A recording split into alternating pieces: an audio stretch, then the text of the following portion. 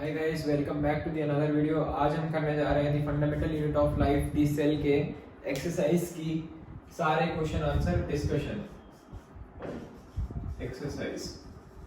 ठीक है, लास्ट दो वीडियो में हमने पूरा चैप्टर दो पार्ट में डिवाइड करके पूरा चैप्टर कर लिया था। ठीक है, आज हम करने जा रहे हैं उसके क्वेश्चन आंसर्स डिस्कशन।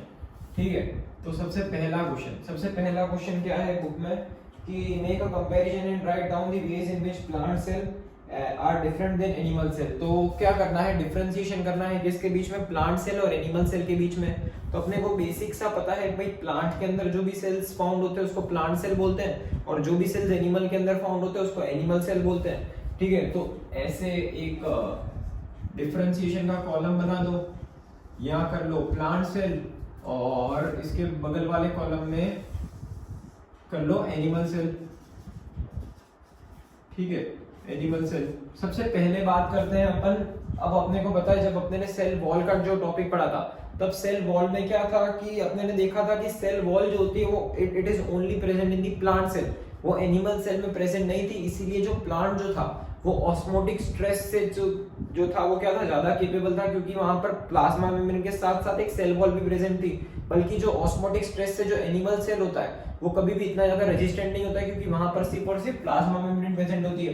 तो प्लांट सेल में पहला पॉइंट क्या आ जाएगा, सेल वॉल इज प्रेजेंट को मैं पॉजिटिव साइन से लिख रहा हूं। और बल्कि वो जो एनिमल सेल है, एनिमल सेल में यही सेल वॉल जो हो जाएगी वो क्या हो जाएगी, एब्सेंट हो जाएगी। क्यों, अपने को पता ही है, क्योंकि सेल वॉल जो होती है वो सिर्फ और सिर्फ किसका फीचर होती है, प्लांट सेल का फीचर होती है। ठीक है, दूसरा पॉइंट देखते हैं। दूसरे पॉइंट में जब अपन ने कौन सा टॉपिक पढ़ा था, प्लास्टिड्स वाला टॉपिक पढ़ा था। प्लास्टिड्स में क्या आ रहा था, अपने प्लास्टिक दो टाइप के पढ़े थे, जो कलर वाले प्लास्टिक थे कलर वाले, और जो कलरलेस प्लास्टिक थे उनको क्या बोलते थे, ल्यूकोप्लास्ट बोलते थे, और जो कलर वाले थे उनको क्रोमोप्लास्ट बोलते थे। क्रोमोप्लास्ट में अपने ने ग्रीन कलर वाला जो प्लास्टिक पढ़ा था उसको क्लोरोफिल बोला था, ऑरेंज पढ़ते हैं, येलो पढ़ते हैं, और ल्यूकोप्लास्ट जो होते हैं वो फूड स्टोरिंग होते हैं। तो प्लास्टिड्स जो होते हैं, प्लांट्स जो होते हैं, वो क्यों ग्रीन अपीयर होता है उनकी लीफ का, क्योंकि उसमें प्लास्टिड्स प्रेजेंट होता है, क्लोरोफिल क्लोरोप्लास्ट प्रेजेंट होता है। इसीलिए जो प्लास्टिड्स जो होते हैं वो सिर्फ और सिर्फ किसका फंडामेंटल फीचर होता है, प्लांट सेल का। तो प्लास्टिड्स क्या बोलेंगे, प्लास्टिड्स आर प्रेजेंट, और यहाँ पर प्लास्टिड्स एब्सेंट होते हैं, इसीलिए इसको क्या बोलेंगे, plastids are absent. Negative sign से रिप्रेजेंट कर रहा हूं। ठीक है, plastids are present, plastids are absent. फिर अपने ने जब वैक्यूल वाला टॉपिक पढ़ा था, याद करो, वैक्यूल मतलब किसके लिए था, स्टोरेज के लिए था। तो वैक्यूल में अपने ने पढ़ा था कि वैक्यूल प्लांट सेल में फाउंड होती है। प्लांट सेल में 50 to 90% of the volume vacuole जो होती है वो ऑक्यूपाई करके रखती है। बल्कि एनिमल सेल में जो वैक्यूल होती है वो क्या होती है, हाईली रिड्यूस होती है। तो एक वो पॉइंट बन जाएगा क्या कि vacuole occupies 50 to 90% of the cell volume. ठीक है, और यहां पर जो वैक्यूल होगी CuOL vacuole is highly reduced. Plant cell में, एनिमल सेल में देखा था कि वैक्यूल जो थी वो क्या थी, हाईली रिड्यूस्ड थी। यहाँ पर कोई भी वैक्यूल ऐसा कुछ भी इतना ज्यादा देखने को नहीं मिल रहा था। प्रेजेंट एब्सेंट डिपेंड करता है, प्रेजेंट होगी तो बहुत ही छोटी साइज में होगी, किसमें, एनिमल सेल के अंदर वैक्यूल। ठीक है, फिर अपने ने देखा था कि जो एनिमल प्लांट सेल जो होता है, प्लांट सेल में इतना ज्यादा लाइसोसोम का काम नहीं होता है। लाइसोसोम का फंक्शन जो होता है वो मेनली अपन किस में पढ़ते हैं, एनिमल सेल में पढ़ते हैं। तो लाइसोसोम्स may be present और एब्सेंट, हो भी सकता है नहीं भी हो सकता है, डिपेंड करता है। बल्कि जो एनिमल सेल होगा, एनिमल सेल में लाइसोसोम्स जो होंगे, लाइसोसोम्स आर ऑलवेज, हमेशा लाइसोसोम जो होंगे वो क्या होंगे, प्रेजेंट होंगे किसके अंदर, एनिमल सेल के अंदर। ठीक है, तो बस इतना ही डिफरेंशिएशन है प्लांट सेल और एनिमल सेल में, इतना ही तुम डिफरेंशिएट कर सकते हो। ठीक है, और तो कितने पॉइंट हो गए, 1 2 3 4 4 पॉइंट हो गए। अगर 2 मार्क में आवे तो 4 पॉइंट लिख देना, चारों के चारों बिल्कुल आसान से पॉइंट है। सारे 4 के 4 पॉइंट अपने ने जब इंडिविजुअल टॉपिक पढ़ा था लास्ट दो वीडियो में, उसमें सारे पॉइंट अपने ने कवर करे थे। तो आसान से पॉइंट है, 4 पॉइंट लिख देना, आराम से तुमको 2 नंबर मिल जाएंगे। ठीक है, फिर लाओ यही कंटिन्यू कर लेते हैं। ये था पहला क्वेश्चन। दूसरा क्वेश्चन क्या बता रहा है कि how is prokaryotic cell different than eukaryotic cell. ठीक है, दूसरा क्वेश्चन दूसरे पेन से लिखते हैं क्या हो जाएगा? क्वेश्चन 2 है, बोल रहा है प्रोकैरियोटिक सेल और यूकैरियोटिक सेल के बीच में डिफरेंशिएशन बताओ। क्या हो जाएगा? हेडिंग डाल दो, प्रोकैरियोटिक सेल, और यहां पर एक ऐसा डिफरेंशिएशन कर लो किसमें? यूकैरियोटिक सेल में, यूकैरियोटिक सेल। तो देखो, जब अपने ने प्रोकैरियोटिक सेल पढ़ा था तब अपने ने उसका नाम में ही अपने हमेशा कोई भी नाम को अपने ने ब्रेक करके उसका मतलब समझ के करा है। प्रो का मतलब अपने ने पढ़ा था प्रिमिटिव होता है, कैरियो का मतलब न्यूक्लियस होता है, और सेल का मतलब तो सेल ही होता है। मतलब जो प्रोकैरियोटिक सेल जो होता है वो क्या होता है? प्रिमिटिव टाइप ऑफ सेल होता है, प्रिमिटिव टाइप होता है ऑफ सेल होता है। प्रिमिटिव का मतलब क्या? पहले के जमाने का, मतलब अभी इतना ज्यादा एडवांस नहीं है, मतलब कम एडवांस सेल होता है, उसको प्रिमिटिव बोलते हैं। यूकैरियोटिक सेल जो होता है वो क्या होता है? एडवांस्ड सेल होता है, एडवांस टाइप का सेल होता है। ठीक है, प्रोकैरियोटिक सेल में हमने हमेशा देखा था कि प्रोकैरियोटिक सेल में जो अपने ने प्रोकैरियोटिक और यूकैरियोटिक सेल का डिफरेंशिएशन कैसे किया था। जब अपने ने न्यूक्लियस वाला टॉपिक पढ़ा था तो उसके आसपास एक न्यूक्लियर मेम्ब्रेन परसिस्ट करती है। अगर वो उस न्यूक्लियर मेम्ब्रेन के बेसिस पे अपने ने प्रोकैरियोटिक और यूकैरियोटिक सेल को डिफरेंशिएट किया था। अगर न्यूक्लियस के आसपास न्यूक्लियर मेम्ब्रेन है तो वो यूकैरियोटिक सेल बोलते हैं, और अगर उसके आसपास वो न्यूक्लियर मेम्ब्रेन नहीं है तो उसको प्रोकैरियोटिक सेल बोलते हैं। तो क्या एक और पॉइंट आ जाएगा? Nuclear membrane absent, nuclear membrane क्या हो जाएगी? एब्सेंट हो जाएगी, और यहाँ पर ही न्यूक्लियर मेम्ब्रेन जो होगी वो क्या होगी? प्रेजेंट होगी। न्यूक्लियर मेम्ब्रेन क्या हो जाएगी? प्रेजेंट हो जाएगी। किसमें? यूकैरियोटिक सेल में। ठीक है, अब जो प्रोकैरियोटिक सेल था उसमें हमने हमेशा देखा था कि ये सेल है, जैसे समझो कि ये सेल है, ठीक है, ये इसका न्यूक्लियस है। अब न्यूक्लियस के आसपास जो मेम्ब्रेन होती है वो प्रोकैरियोटिक सेल में नहीं होती, इसीलिए इसका जो जेनेटिक मटेरियल होता है, इसका जो जेनेटिक मटेरियल होता है, जो भी डीएनए होता है वो कैसा होता है? नेकेड होता है। नेकेड का मतलब क्या? उसके आसपास कोई भी कवरिंग नहीं है। तो प्रोकैरियोटिक सेल में क्या बोलेंगे? जेनेटिक मटेरियल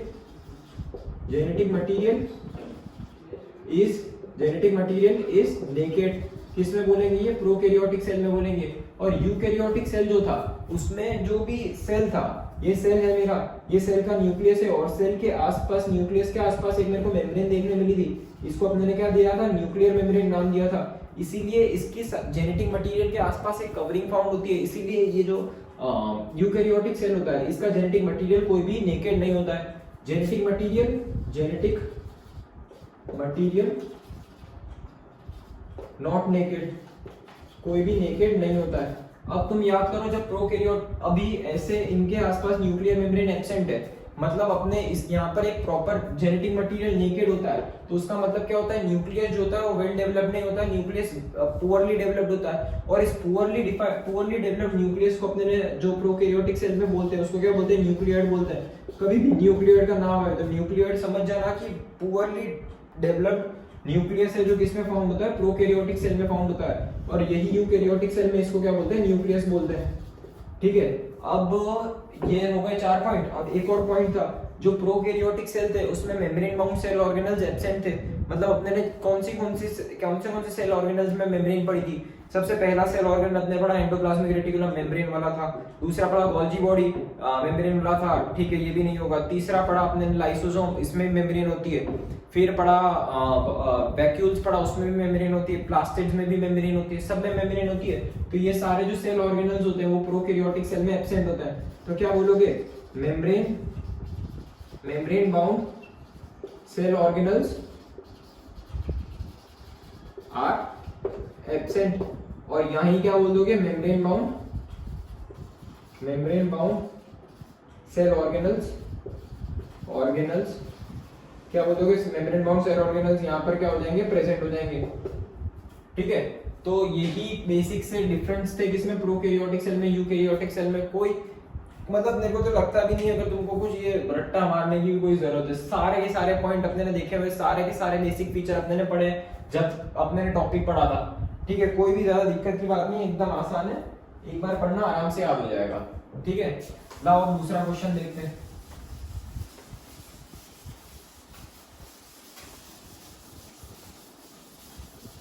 दस क्वेश्चन है आराम से, ये जो तुम्हारे एक्सरसाइज में 10 क्वेश्चन दे रखे हैं, एक एक क्वेश्चन डिस्कस करेंगे, आराम से करके जाना, आराम से एक बार देख लेना पूरा वीडियो, सारे क्वेश्चन तुम्हारे सही हो जाएंगे, एक भी क्वेश्चन में तुमको दिक्कत नहीं आएगी। ठीक है, तीसरा क्वेश्चन क्या बता रहा है, what would happen in plasma membrane और प्लाज्मा में रप्चर्स और ब्रेकडाउन। ठीक है, क्वेश्चन 3 आंसर 3 बोल रहा है कि अगर प्लाज्मा मेम्ब्रेन रप्चर हो गई तो क्या इफेक्ट पड़ेगा सेल के अंदर। तो समझो प्लाज्मा मेम्ब्रेन क्या होती है। Plasma membrane is plasma, 2 minute रख कर लेता हूं। Plasma membrane is the outermost covering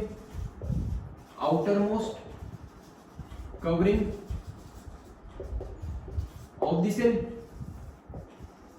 अब तुम खुद सोचो, अगर plasma membrane is the outermost covering of the cell, outermost covering of the cell क्या होती है, प्लाज्मा मेम्ब्रेन होती है। अगर प्लाज्मा मेम्ब्रेन जो है वो रप्चर हो गई तो इसका मतलब क्या होगा, plasma membrane now if the plasma membrane ruptures, अगर प्लाज्मा मेम्ब्रेन रप्चर हो गई तो तुमको पता है प्लाज्मा मेम्ब्रेन का नेचर कैसा था, सेमी परमिएबल मेम्ब्रेन थी। सेमी परमिएबल मेम्ब्रेन का मतलब क्या होता है, स्पेसिफिक सॉल्यूट को उसकी कंसंट्रेशन ग्रेडियंट के अक्रॉस मूव करता है कौन, प्लाज्मा मेम्ब्रेन। तो अगर प्लाज्मा मेम्ब्रेन ही रप्चर हो गई है तो कोई भी स्पेसिफिक सॉल्यूट मतलब उसकी प्लाज्मा में रप्चर हो गई तो कोई भी सॉल्यूट अंदर बाहर जा सकता है, कितनी भी क्वांटिटी में जा सकता है irrespective of its concentration gradient. तो now if plasma membrane ruptures the solute will move inside and outside the cell irrespective of the cell command। मतलब सेल कमांड करेगा, उससे भी मतलब उसका भी कोई फर्क नहीं पड़ेगा। प्लाज्मा में रप्चर हो गई है तो सॉल्यूट अंदर बाहर जा सकता है उसकी मर्जी के हिसाब से। तब हो क्या गया, अगर ये मेरे पास सेल था, ये मेरे पास न्यूक्लियस था, यहाँ से मैंने प्लाज्मा मेम्ब्रेन रप्चर कर दी, ये जैसे मेरी प्लाज्मा मेम्ब्रेन रप्चर हो गई तो ये जो साइटोप्लाज्मिक कंटेंट था वो सारा का सारा क्या आ जाएगा, बाहर आ जाएगा, सारा का सारा साइटोप्लाज्मिक कंटेंट। तो सेल क्या हो जाएगा, डेड हो जाएगा, सेल क्या हो जाएगा, मर जाएगा। देयरफॉर वाला कर लो, therefore the cell will die due to the loss of cytoplasm. Cytoplasm ही नहीं रहेगा तो सारे के सारे सेल ऑर्गेनल्स जो होंगे वो साइटोप्लाज्म के साथ साथ कहाँ चले जाएंगे, सेल के बाहर चले जाएंगे और सेल में कोई प्रोटीन का सिंथेसिस नहीं हो पाएगा, कोई एनर्जी फॉर्मेशन नहीं हो पाएगा। इसीलिए जब सेल जो हो जाएगा वो क्या हो जाएगा, मर जाएगा। ठीक है, बस इतना सही क्वेश्चन है कि भाई प्लाज्मा मेम्ब्रेन रप्चर हो गई तो साइटोप्लाज्म बाहर निकल जाएगा और सेल मर जाएगा, क्योंकि सारे के सारे सेल ऑर्गेनल्स भी उसके साथ साथ बाहर निकल जाएंगे। क्वेश्चन 4 क्या बता रहा है, what would happen to the life of cell if there was no Golgi apparatus. ठीक है, समझो आराम से, एकदम इजी क्वेश्चन है। Question 4 answer 4। ठीक है, गोल्गी एपेरेटस अपने ने पढ़ा था। गोल्गी एपेरेटस क्या कर रहा था, ठीक है समझना। ये जो रफ एंडोप्लाज्मिक रेटिकुलम था, रफ एंडोप्लाज्मिक रेटिकुलम के बाद क्या आ रहा था, राइबोसोम्स आ रहे थे। रफ एंडोप्लाज्मिक रेटिकुलम के पास क्या था, राइबोसोम्स थे। रफ एंडोप्लाज्मिक रेटिकुलम का अपीयरेंस ही रफ था, क्यों, क्योंकि उसमें राइबोसोम्स प्रेजेंट थे। अब राइबोसोम्स क्या कर रहे थे, प्रोटीन का सिंथेसिस कर रहे थे, याद करो, प्रोटीन फॉर्मेशन कर रहे थे, कौन, राइबोसोम्स। अब ये जो प्रोटीन फॉर्मेशन, ये जो राइबोसोम्स ने प्रोटीन बनाया था, ये प्रोटीन का फॉर्मेशन होगी, ये प्रोटीन कहाँ जा रहा था, गोल्गी बॉडी में जा रहा था। कहाँ जा रहा था, गोल्गी बॉडी में जा रहा था। अब गोल्गी बॉडी में जब ये प्रोटीन जा रहा था तो गोल्गी बॉडी इस प्रोटीन का क्या कर रहा था, इस प्रोटीन को मॉडिफाई कर रहा था। मॉडिफाई करके इस प्रोटीन को क्या कर रहा था, इस प्रोटीन की पैकेजिंग, PACKGING, इस प्रोटीन की क्या कर रहा था, पैकेजिंग कर रहा था। और ये पैकेजिंग वाला प्रोटीन जो था वो क्या कर रहा था, ये पैकेजिंग वाला प्रोटीन जो था वो क्या कर रहा था, ट्रांसपोर्ट हो रहा था, transport inside and outside the cell. ठीक है, ये बेसिक सा फंक्शन था गोल्गी बॉडी का। क्या था, रफ एंडोप्लाज्मिक रेटिकुलम में से जो भी राइबोसोम्स आ रहे थे, वो रफ एंडोप्लाज्मिक रेटिकुलम के पास जो भी राइबोसोम्स थे वो प्रोटीन बना रहे थे।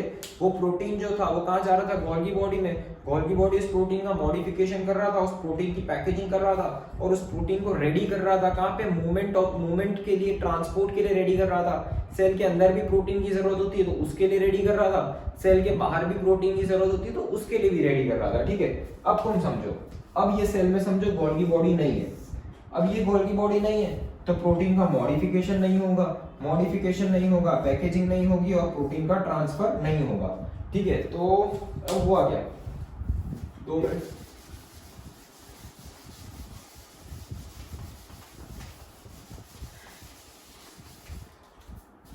ठीक है, समझे? अब क्या हुआ कि कहा हो गए प्रोटीन का ट्रांसपोर्ट नहीं हुआ, तो अब हुआ क्या, देयरफॉर अब होगा क्या, therefore there will be no protein protein modification,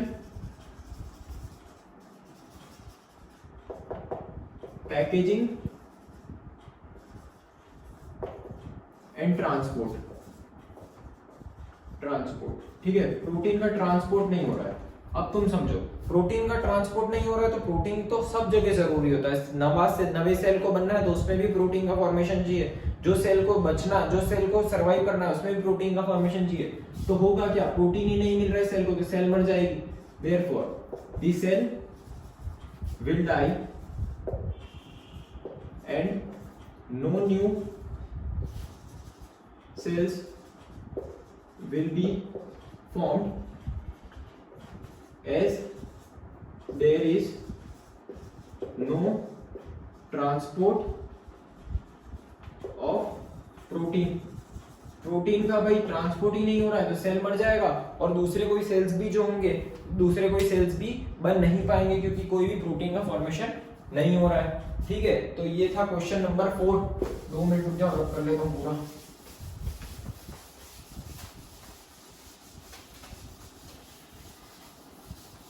ये सब बेसिक सा है, मतलब जो अपने ने पढ़ा था वही सब आ रहा है, बट थोड़ा सा घुमा रखा है कि क्या होगा, किसका फंक्शन क्या है। मतलब बेसिकली क्या है, ये क्वेश्चन से क्या पूछना चाह रहा था, ये गोल्गी बॉडी का फंक्शन पूछना चाह रहा था कि भाई गोल्गी बॉडी करता क्या है। अब गोल्गी बॉडी नहीं होगा तो उसका क्या सिग्निफिकेंस होगा सेल पे, तो ये क्या पूछ रहा है, गोल्गी बॉडी का फंक्शन पूछ रहा है। इन शॉर्ट सब अपने ने पढ़ रखा है। एक बार नहीं तुमने नहीं, ये पहली बार तुम इस वीडियो पे आए तो लास्ट के 2 वीडियो जरूर से देखना, बहुत आसानी से सबको समझा रखा है। ठीक है, क्वेश्चन नंबर 5 बता रहा है which organelle is known as the power house of the cell why. ठीक है, ब्लैक पेन ले लेता हूं मैं। कौन सा cell power house of the cell किसको कौन से सेल ऑर्गेनल को power house of the cell बोलते हैं और क्यों। ठीक है, तो अपने को पता है mitochondria is known as the power house of the cell. अब माइटोकॉन्ड्रिया को क्यों अपने ने power house of the cell बोला था, ये भी अपने ने अच्छे से डिस्कस किया था, पूरे स्टेटमेंट अच्छे से अपने डिस्कस किए थे। क्यों माइटोकॉन्ड्रिया को power house of the cell बोल रहे थे, क्योंकि अपनी बॉडी को कोई भी फंक्शन परफॉर्म करना है, ये मेरे को कॉन्ट्रैक्ट करना है मसल को, ये मेरे को बेंड होना है, ये मेरे को जंप होना है, तो इसके लिए मेरे को किसकी जरूरत है, मेरी बॉडी को एनर्जी की जरूरत है। ये एनर्जी जो होती है वो बॉडी में किस फॉर्म में स्टोर रहती है, एटीपी के फॉर्म में स्टोर रहती है। अब जो माइटोकॉन्ड्रिया जो होता है वो क्या करता है, इस एटीपी का फॉर्मेशन करता है, तो इसीलिए इसको क्या बोलते हैं, power house of the cell बोलते हैं। ठीक है, as it takes part in the formation of ATP का फुल फॉर्म याद रखना है, adenosine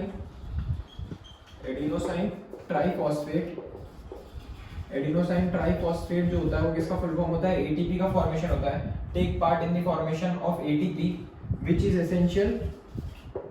is essential for all the basic functions performed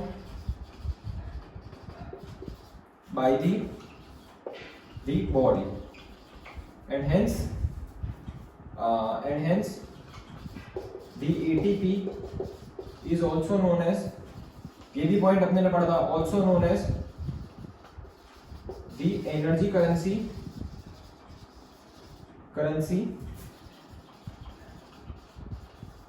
of the cell।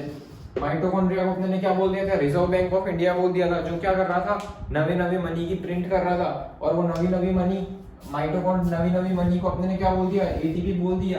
ये जो माइटोकॉन्ड्रिया है इसको अपने ने बोल दिया रिजर्व बैंक ऑफ इंडिया, और ये जो एटीपी है इसको अपने ने क्या बोल दिया, मनी। तो जो मनी का प्रिंट करता है, मनी कौन बनाता है, मनी को प्रिंट कौन करता है, रिजर्व बैंक ऑफ इंडिया।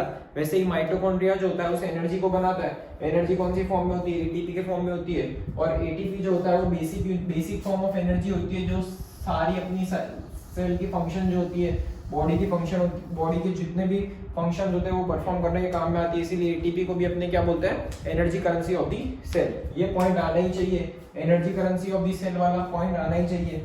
और माइटोकॉन्ड्रिया को बेसिक, ये तो क्या है भी आसान था, क्यों पावर ऑफ दी सेल बोल रहे थे, क्योंकि ये क्या कर रहा था, एटीपी का फॉर्मेशन कर रहा था। ठीक है, अब कौन सा आ गया, छठा क्वेश्चन क्या बता रहा है, where do the lipids protein constituting the cell membrane synthesise. ठीक है, ये अपने को पूछ रहा है क्वेश्चन नंबर 6 आंसर 6। ये अपने को पूछ रहा है कि सेल के अंदर लिपिड्स और प्रोटीन जो होते हैं वो कहां पर बनते हैं।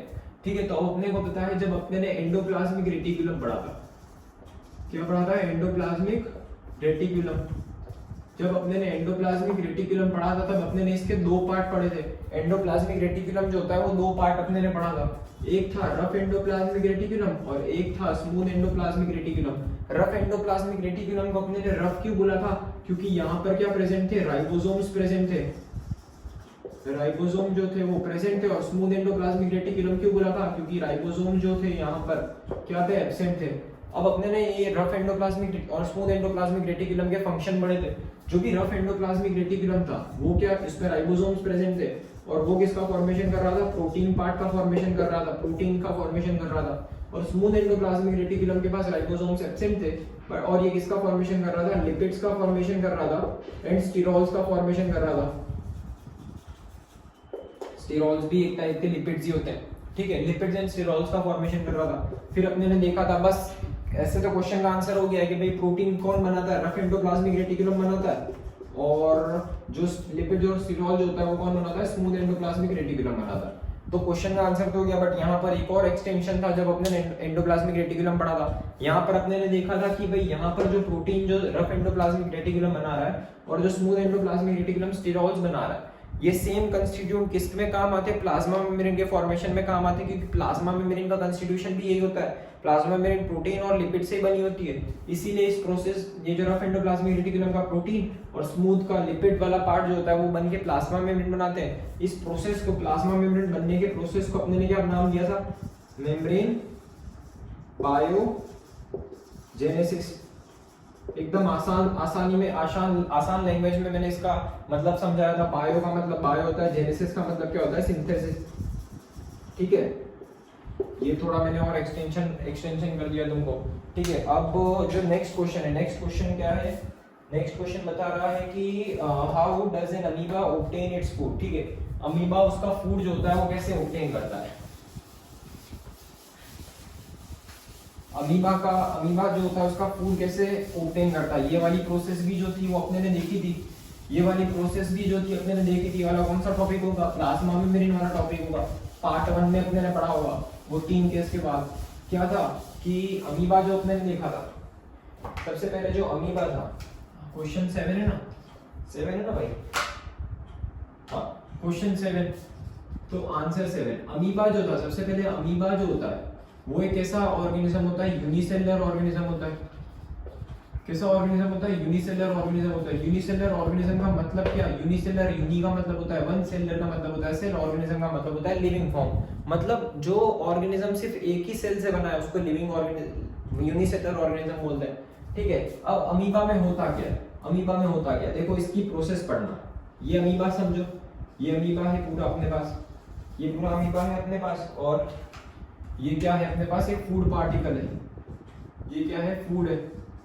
ठीक है, अब अमीबा को क्या करना है, खाना खाना है। तो अमीबा क्या करेगा, अमीबा जो होगा इसकी प्लाज्मा मेम्ब्रेन की फ्लेक्सिबिलिटी को यूज करेगा और ऐसे दो प्रोजेक्शन का फॉर्मेशन कर देगा इसकी बॉडी में से ऐसे, मतलब थोड़ा सा एक ये वाला पार्ट जो जाएगा वो अंदर चला जाएगा थोड़ा सा। ठीक है, ये क्या हो जाएगा अमीबा का वही न्यूक्लियस, और ये जो हो जाएगा ये क्या हो जाएगा, मतलब यहाँ क्या बना रहा हूँ मैं,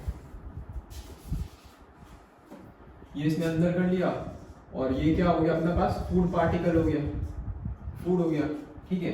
अब और क्या होगा, अब अमीबा जो होगा यहाँ से क्या हो जाएगा, पूरा का पूरा बंद हो जाएगा, मतलब ये ऐसा हो गया, ये क्या हो जाएगा, अमीबा का पूरा सेल हो जाएगा, और ये क्या हो जाएगा, फूड हो जाएगा। ठीक है, याद करना ये जो अमीबा ने फॉल्स फीट का फॉर्मेशन किया, इसको अपने ने क्या नाम दिया था, फॉल्स फीट। ये प्रोजेक्शन था फॉल्स फीट, और इसी को क्या नाम दिया था अपने ने बायोलॉजी में, सूडोपोडिया बोलते हैं इसको, सूडोपोडिया बोलते हैं। और इस पूरी प्रोसेस को क्या नाम दिया था, एंडोसाइटोसिस, एंडोसाइटोसिस या तो फेगोसाइटोसिस। एंडोसाइटोसिस बोल दो या तो फेगोसाइटोसिस बोल लो, दोनों का मतलब क्या होता है, एक ही होता है। एंडो का मतलब क्या होता है, कोई भी चीज सॉलिड होती है उसके लिए एंडो यूज होता है। एंडो का मतलब क्या होता है, solid part, solid food. Cytosis का मतलब क्या होता है, खाना। मतलब दो चीज होती है, एंडोसाइटोसिस होती है, पिनोसाइटोसिस होता है। एंडोसाइटोसिस का मतलब क्या होता है कि कोई भी सॉलिड चीज को एनगल्फ करना, और पिनोसाइटोसिस का मतलब क्या होता है, कोई भी लिक्विड चीज को एनगल्फ करना। तो इसने सॉलिड चीज को एनगल्फ करा, इसीलिए इस प्रोसेस को क्या बोलते हैं, अपने एंडोसाइटोसिस बोलते हैं। तो इसका आंसर क्या लिखोगे तुम, ठीक है, प्रोसेस पूरी बता दी। बाय यूजिंग द फ्लेक्सिबिलिटी, ये ध्यान रखना हमेशा पॉइंट, ये उसी से रिलेटेड है। Flexibility of the plasma membrane, the amoeba withdraws, amoeba forms two false feet, two projections बोल दो, two projections around the food and engulfs it. The process is known as, process को क्या बोला था मैंने, एंडोसाइटोसिस।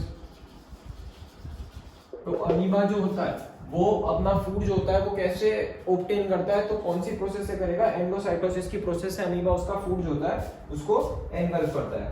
ठीक है, अब इसके बाद वाला क्वेश्चन कौन सा है, इसके बाद वाला क्वेश्चन है व्हाट इज ऑस्मोसिस। तो चलो ऑस्मोसिस का मैंने तुमको बोला ही था, ये सबसे डायरेक्ट डेफिनेशन पूछ लेंगे, ऑस्मोसिस की, डिफ्यूजन की, सबकी डायरेक्ट डेफिनेशन पूछ लेंगे। कौन सा आ जाएगा, क्वेश्चन 8 आंसर 8। ठीक है, ऑस्मोसिस का मतलब अपने ने क्या पढ़ा था, वाटर की मूवमेंट। मतलब क्या था, ऑस्मोसिस की डेफिनेशन ही डायरेक्ट वही पूछ रखी है, the movement of water from its higher concentration to lower concentration through a semi permeable membrane is known as osmosis. मतलब क्या था ऑस्मोसिस का, कि भाई जहां पर वाटर की कंसंट्रेशन ज्यादा होगी, the movement of water from its higher concentration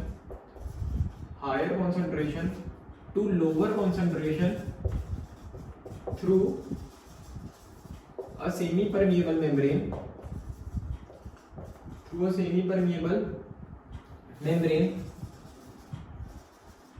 is known as osmosis. उसी को अपने ने क्या बोला था, ऑस्मोसिस बोला था। क्या वाटर की मूवमेंट है high concentration to low concentration. एक एग्जांपल से समझ लो। ठीक है, एक और बार समझा देता हूं। यहाँ पर ये दो कंटेनर है, ये कंटेनर ए ले लो, ये कंटेनर बी ले लो। यहाँ पर मैंने लिया है 1 लीटर वाटर और 100 ग्राम शुगर, और यहाँ पर भी मैंने लिया है 1 लीटर वाटर और 20 ग्राम शुगर।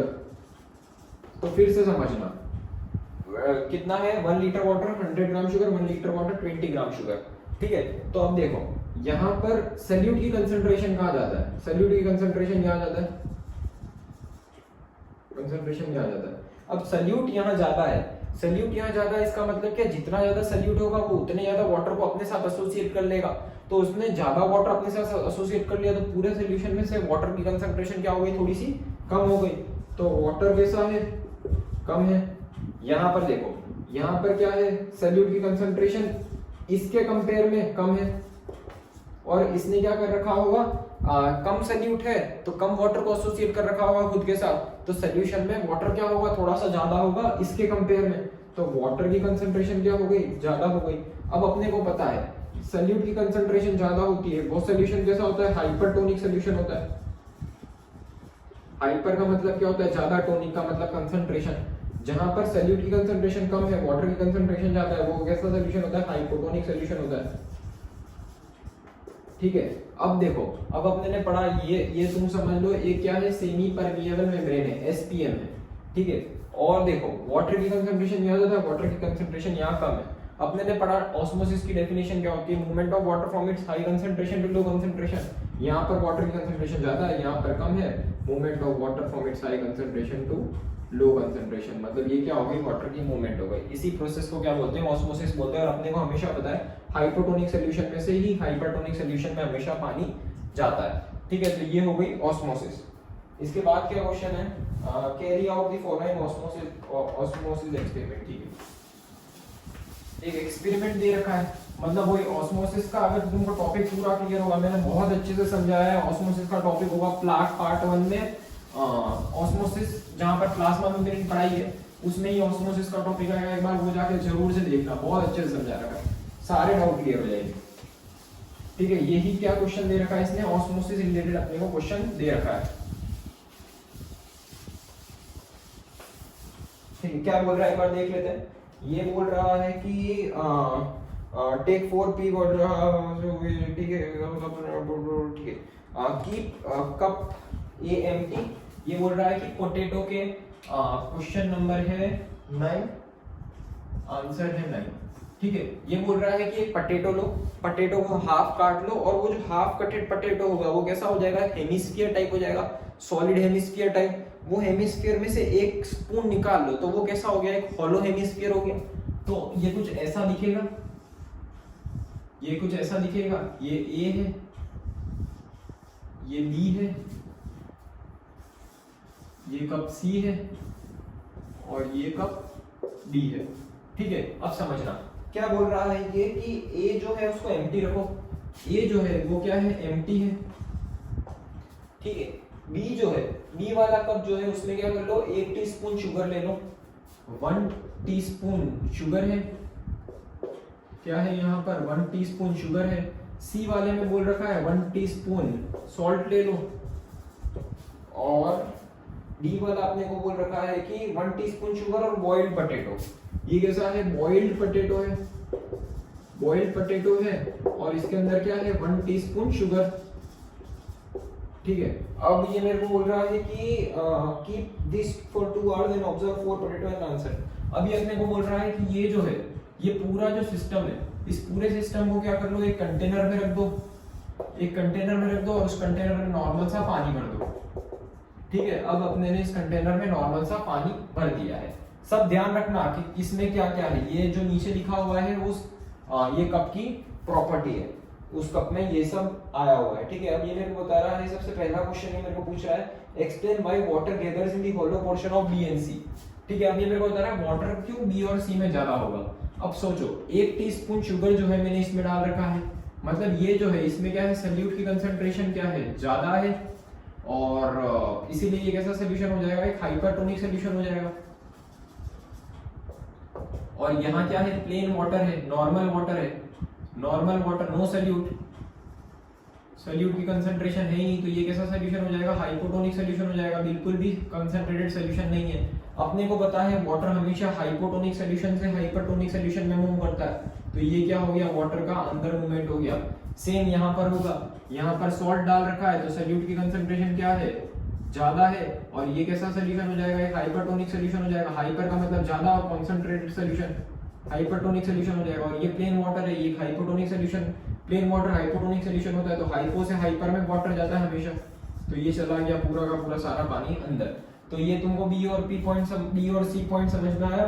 तो therefore the water will move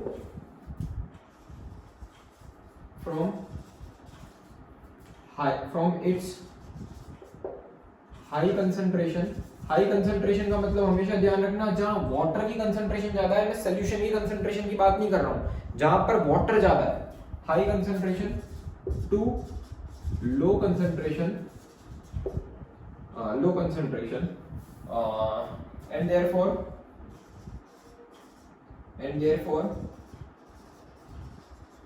मतलब C, B and C will get water in their hollow portion. जो भी इनका hollow portion है उसमें क्या आ जाएगा, पानी आ जाएगा, ठीक है, क्योंकि उस कंसंट्रेशन ग्रेडियंट के अक्रॉस जो होता है वो मूव करता है। ये पहले का आंसर था, ठीक है। दूसरा पॉइंट अपने को दूसरा क्या पूछ रहा है कि why is the potato is necessary for the experiment. अब तुम बोलोगे कि खाली है, इसका क्या सिग्निफिकेंस है, तो तुम ध्यान रखना, मतलब ये ए का क्या सिग्निफिकेंस है। अब खाली है ये किसके लिए दे रखा है, ये अपने को रेफरेंस के लिए दे रखा है। ये किसके लिए है, हमेशा रेफरेंस के लिए, मतलब कोई भी ऐसा ना बोल पाए कि भाई ऐसे ही पानी कैसे मूव कर रहा है। तो तुम देखो, अगर हमने खाली रख रखा होगा पानी, यहाँ पर कोई भी पानी होगा तो यहाँ पर क्या होगा, कंसंट्रेशन ग्रेडियंट, एक कंसंट्रेशन ग्रेडियंट जो होगी वो एस्टैब्लिश ही नहीं हो पाएगी, क्योंकि पानी ही नहीं है इसमें, तो वाटर का मूवमेंट ही नहीं होगा। तो कोई ऐसा नहीं बोल सकता कि ऐसे ये तो ऐसे ही पानी मूव हो रहा है, कोई भी ऐसी सब कहानी नहीं है हाइपरटोनिक सोल्यूशन की। खाली है तो खाली में पानी मूव होगा ही नहीं। ये किसके लिए है, रेफरेंस के लिए है, for B C and D, ठीक है, reference for B C and D, reference के लिए ले रखा है अपने ने ए को। लास्ट पॉइंट जो है ये क्या बोल रहा है कि explain why water does not gather in the hollow out portion of A and D. Water जो है ए और डी में क्यों नहीं हो पाया। तो ए का तो तुमको समझ में आया, पानी ही नहीं है तो कंसंट्रेशन ग्रेडियंट ही नहीं होगी, तो पानी आएगा ही नहीं।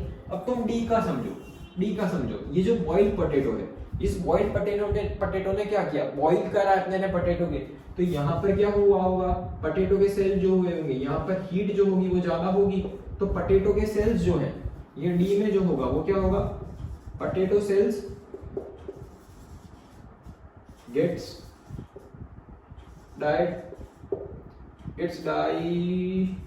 due to heat की वजह से सारे के सारे सेल जो है वो क्या हो गए, बर्बाद हो गए, वो सारे सेल मर गए। अब सेल मर गए तो सेल में जो सेमी परमेबल जो प्लाज्मा मेम्ब्रेन थी, plasma membrane will also get destroyed. अब जो प्लाज्मा मेम्ब्रेन थी वो भी क्या हो गई, वो डिस्ट्रॉय हो गई प्लाज्मा मेम्ब्रेन। अब प्लाज्मा मेम्ब्रेन डिस्ट्रॉय हो गई है तो अपने ने हमेशा पढ़ा था कि ये इसकी जो सेमी परमिएबिलिटी होती है, अब प्लाज्मा मेम्ब्रेन डिस्ट्रॉय हो गई है तो इसकी जो सेमी परमिएबिलिटी जो होती है, परमिएबिलिटी वो क्या हो गई, खत्म हो गई। मतलब ये कोई भी चीज को ना अंदर आने देगी ना बाहर जाने देगी, तो क्या हो गया, plasma membrane destroyed and so does the semi permeability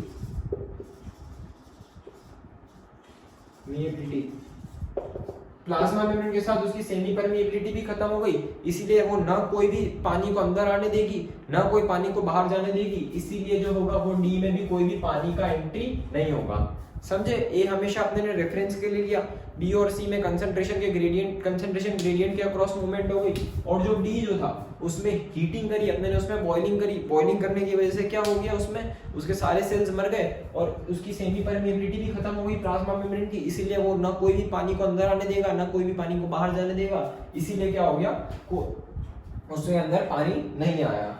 ठीक है, लास्ट क्वेश्चन,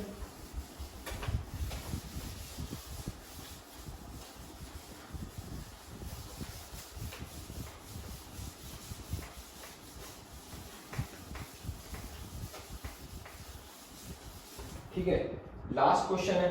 लास्ट क्वेश्चन क्या बता रहा है, क्वेश्चन 10 आंसर 10। ठीक है, लास्ट क्वेश्चन है। लास्ट क्वेश्चन क्या बता रहा है, which type of cell division is required for the growth and repair of the body in which type of gamete formation. Easy है, अपने ने सेल डिवीजन पढ़ा था। सेल डिवीजन का मतलब क्या होता है, सेल को जब डिवाइड करने की, सेल जो डिवाइड करता है उसकी प्रोसेस को क्या बोलते हैं, सेल डिवीजन बोलते हैं। सेल डिवीजन जो थी वो दो टाइप की अपने ने पढ़ी थी, दो टाइप की पढ़ी थी, एक पढ़ी थी माइटोसिस और एक पढ़ी थी मियोसिस। माइटोसिस की प्रोसेस जो थी वो अपने ने कब पढ़ी थी, जब सेल को रीजनरेट करना है, रिपेयर करनी है, ग्रोथ करनी है, तब जो होती है वो प्रोसेस होती है वो माइटोसिस आती है। तो क्या आ जाएगा, जहां पर रिपेयर होना है, ग्रोथ होना है, रीजनरेट होना है,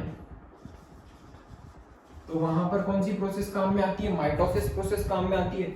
और मियोसिस प्रोसेस कब काम में आती है, जहां पर गैमेट का फॉर्मेशन करना है। गैमेट का फॉर्मेशन जब करना है तब कौन सी प्रोसेस काम में आ रही थी, मियोसिस की प्रोसेस काम में आ रही थी। ठीक है, यही बेसिक सा डिफरेंस था जब अपने इसको डिफरेंशिएट किया था माइटोसिस और मियोसिस को।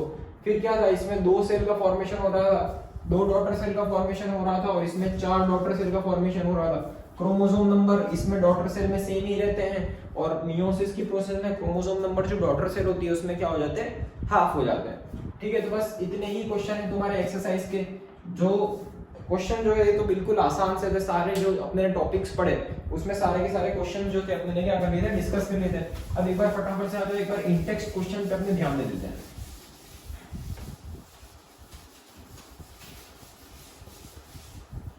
ठीक है, इंटेक्स्ट क्वेश्चन।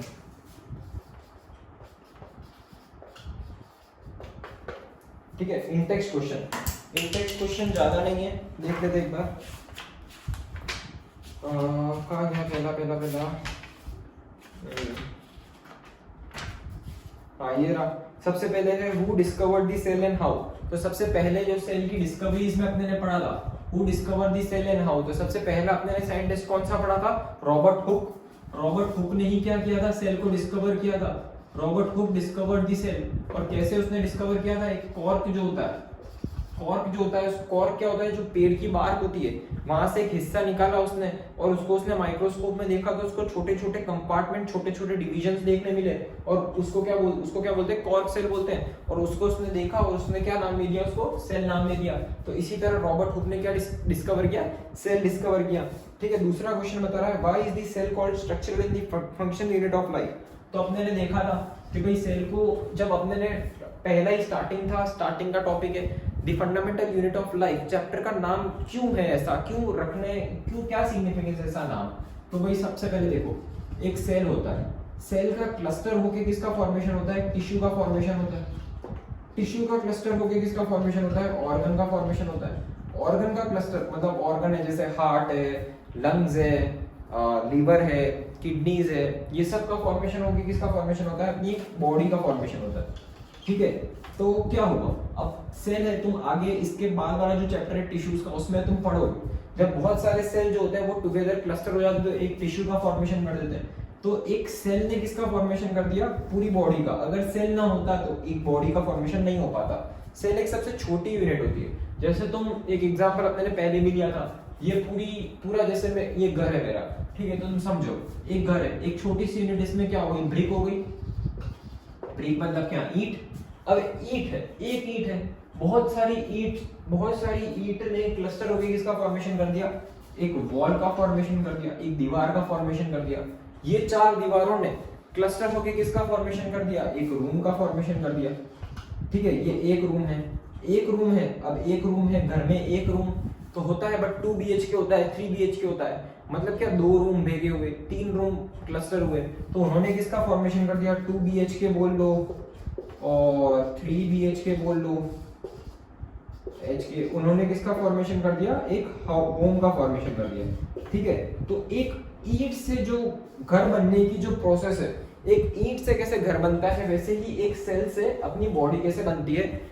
ये क्या है, अपनी सेल से एक बॉडी बनी, तो सेल क्या हो गई, अपनी एक स्मॉलेस्ट यूनिट हो गई। इसीलिए इसको क्या बोलते हैं, fundamental and structural unit of life. Fundamental का मतलब क्या होता है, एकदम बेसिक यूनिट है। ठीक है, तो इसीलिए सेल को क्या बोलते हैं, fundamental and structural unit of life बोलते हैं। ठीक है, ये दूसरा क्वेश्चन मेरे को बता रहा है, एक और ये बता रहा है कि how do the substances like CO2 and water move and in out of the cell, discuss. ठीक है, तो अपने ने पढ़ा था प्लाज्मा मेम्ब्रेन जो होती है, प्लाज्मा मेम्ब्रेन में मूवमेंट जो होता है, सब्सटेंस मूवमेंट, वो क्या होता है, सब्सटेंस का मूवमेंट कर सकती है plasma membrane. Semi permeable nature होता है स्पेसिफिक सब्सटेंसेस का। अगर गैसेस है, गैसेस का मूवमेंट कौन सी प्रोसेस से होता है, डिफ्यूजन वाली प्रोसेस से होता है। डिफ्यूजन का मतलब क्या होता है, the movement of substance from its high concentration to low concentration, उसको क्या बोलते हैं, डिफ्यूजन बोलते हैं। और अगर वाटर है, वाटर का मूवमेंट अपने ने देखा कौन सी प्रोसेस से होगा, ऑस्मोसिस प्रोसेस से होगा। ऑस्मोसिस की डेफिनेशन तुमने देखी, osmosis is a part of diffusion. Osmosis की डेफिनेशन क्या कहती है, the movement of water from its high concentration to low concentration through a semi permeable membrane. एक सेमी परमिएबल मेम्ब्रेन बीच में होगी तो उस प्रोसेस को क्या बोलेंगे, ऑस्मोसिस। तो गैसेस का मूवमेंट कैसे हुआ, डिफ्यूजन से, और वाटर का मूवमेंट कैसे हुआ, ऑस्मोसिस से। ठीक है, अब ये है why is the plasma membrane called selectively permeable membrane. दूसरा क्वेश्चन बोल रहा है कि प्लाज्मा मेम्ब्रेन को सिलेक्टिवली परमिएबल मेम्ब्रेन क्यों बोलते हैं। तो सिलेक्टिवली परमिएबल मेम्ब्रेन का मतलब समझो, सिलेक्टिवली परमिएबल मेम्ब्रेन। ठीक है, सिलेक्टिवली परमिएबल का मेम्ब्रेन क्या, सिलेक्टिव का मतलब क्या हो गया, स्पेसिफिक। परमिएबल का मेम्ब्रेन क्या हो गया, परमिएबिलिटी मतलब क्या हो जाएगी, परमिएबिलिटी। परमिएबिलिटी का मतलब क्या हो जाएगा, तुम क्या बोल सकते हो, अलाउ करता है, अलाउ। और मेम्ब्रेन का मतलब तो क्या होती है, मेम्ब्रेन। तो जो मेम्ब्रेन बहुत कम स्पेसिफिक सैल्यूट को उसके आर पार होने की, उससे उसका movement into and out of the cell होने की परमिशन देता है, उसको क्या बोलते हैं, selectively permeable membrane. Selectively permeable membrane जैसे प्लाज्मा मेम्ब्रेन। प्लाज्मा मेम्ब्रेन बहुत कम स्पेसिफिक सैल्यूट को into and out of the cell का मूवमेंट करने की परमिशन देती है, इसीलिए इसको क्या बोलते हैं, सिलेक्टिवली परमिएबल मेम्ब्रेन। ठीक है, इसके बाद ये रहा, can you name two organelles we have studied that contain their own genetic material. ठीक है, तो अब अपने ने एक टर्म पढ़ी थी, semi autonomous cell organelles. Semi autonomous cell organelles, semi autonomous, video में देखना आपको मिलेगा, सेल ऑर्गेनल्स। ऑर्गेनल्स ये किसको नाम देते हैं, जो भी सेल ऑर्गेनल्स के पास खुद का डीएनए और खुद का राइबोसोम होता है, उसको क्या बोलते हैं, सेमी ऑटोनोमस सेल ऑर्गेनल बोलते हैं। और ये जो सेल ऑर्गेनल थे वो कौन से थे, एक पढ़ा आपने माइटोकॉन्ड्रिया और दूसरा पढ़ा प्लास्टिड। प्लास्टिड में भी कौन सा, स्पेसिफिक में जाके, स्पेसिफिक में चले जाओगे तो क्लोरोप्लास्ट। ये दो सेल ऑर्गेनल जो होते हैं वो क्या होते हैं, सेमी ऑटोनोमस सेल ऑर्गेनल। ठीक है, if the organisation of the cell is destroyed due to some physical और chemical influence, what will happen. ठीक है, अब देखो ये केस आया, ये कौन सा केस है, जब अपने लाइसोसोम को सुसाइडल बैग बोला था, ये वो वाला केस है। कौन सा क्वेश्चन है ये, सेकंड। ठीक है, तो क्या था, लाइसोसोम को अपने ने सुसाइडल बैग क्यों बोला था, क्योंकि क्या हो रहा था कि लाइसोसोम के पास हाइड्रोलाइटिक एंजाइम्स थे, उसके पास पावरफुल एंजाइम्स थे, जो भी फॉरेन सब्सटेंस सेल के अंदर आ रहा था उसको क्या कर रहा था, डिस्ट्रॉय कर रहा था। ठीक है, तो क्या हुआ, सेल में अगर कैसे भी थोड़ा फिजिकल या तो केमिकल डैमेज आ गया, तो उस फिजिकल और केमिकल डैमेज की वजह से क्या हो गया, लाइसोसोम भी डैमेज हो गया। अब लाइसोसोम डैमेज हो गया तो उसकी जो भी एंजाइम्स थे वो क्या हो गए, सेल के अंदर लीक हो गए, और ये इतने पावरफुल एंजाइम्स थे कि उसने पूरे के पूरे सेल को ही डाइजेस्ट कर लिए, इसीलिए लाइसोसोम को अपने ने क्या बोला था, सुसाइडल बैग बोला था। तो अगर ऐसा हो गया then the enzymes of the lysosome will leak out and as a result the whole cell will be digested। ठीक है, तो समझे क्या होगा, अगर डैमेज हो गया तो क्या हो जाएगा, लाइसोसोम के जो भी एंजाइम्स है वो लीक आउट हो जाएंगे और पूरा का पूरा सेल ही क्या हो जाएगा, डैमेज हो जाएगा। ठीक है, why lysosomes are known as the suicidal bags, same reason है, थर्ड वाले क्वेश्चन में नहीं है। थर्ड वाला क्वेश्चन और कुछ भी नहीं है, ये सेम का सेम टू टापो, पूरा का पूरा टू टापो, और देयरफॉर लिख दो lysosomes are known as the suicidal bag.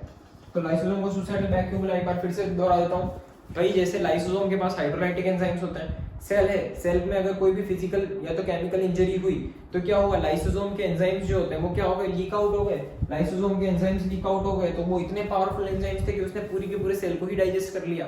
तो पूरे पूरे सेल को ही डाइजेस्ट कर लिया, तो इसीलिए सेल की क्या हो गई, सेल खुद ही मर गया अपने आप ही, इसीलिए सेल को क्या बोला, इसीलिए लाइसोसोम को क्या बोला जाता है, सुसाइडल बैग बोला जाता है। Last question, where are the protein synthesized inside the cell. बहुत सिंपल है, जो अपने ने एंडोप्लाज्मिक रेटिकुलम पढ़ा, एंडोप्लाज्मिक रेटिकुलम जो अपने ने पढ़ा, एंडोप्लाज्मिक रेटिकुलम में एक अपने ने पढ़ा रफ एंडोप्लाज्मिक रेटिकुलम।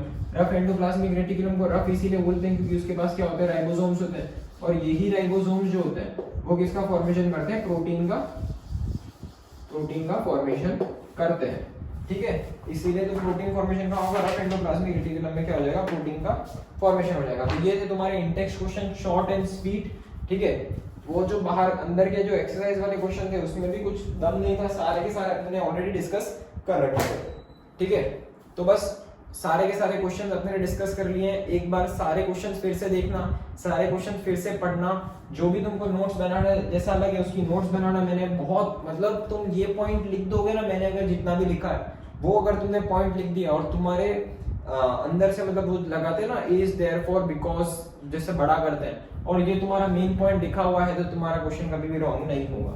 ठीक है, तो बस आज के लिए इतना ही, पढ़ते रहो। All the best.